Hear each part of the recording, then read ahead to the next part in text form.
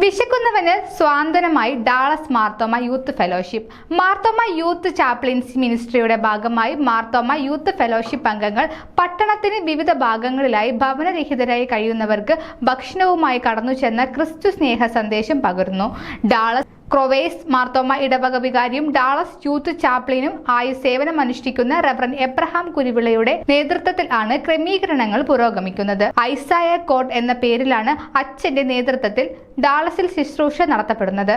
വിശക്കുന്നവന് നിന്റെ അപ്പം നുറുക്കി കൊടുക്കുന്നതും അലഞ്ഞു നടക്കുന്ന സാധുക്കളെ നിന്റെ വീട്ടിൽ ചേർത്ത് കൊള്ളുന്നതും നഗ്നനെ കണ്ടാൽ അവനെ ഉടുപ്പിക്കുന്നതും നിന്റെ മാംസം രക്തങ്ങൾ ആയിരിക്കുന്നവർക്ക് നിന്നെ തന്നെ മറക്കാതിരിക്കാനും അല്ലയോ നിനക്ക് ഇഷ്ടമുള്ള ഉപാസം. യെശയ്യാവ് പ്രവാചകന്റെ പുസ്തകം 58-ാം അധ്യായം 7-ാം വാക്യമാണ് തങ്ങൾക്ക് ഈ ശുശ്രൂഷയ്ക്ക് പ്രചോദനം നൽകിയതെന്ന് യൂത്ത് ഫെലോഷിപ്പ് അംഗങ്ങൾ അഭിപ്രായപ്പെട്ടു. ഈ വർഷത്തെ നോമ്പ് കാലം യുവജനങ്ങളുടെ ആത്മീയ ജീവിതത്തിൽ ഒരു ചലനവും ഒരു പുതിയ കാഴ്ചപ്പാടും ഉണ്ടാകണമെന്ന ആഗ്രഹത്തോടെയാണ് ഈ ശുശ്രൂഷ ആരംഭം കുറിച്ചതെന്ന് മനു അച്ഛൻ അറിയിച്ചു.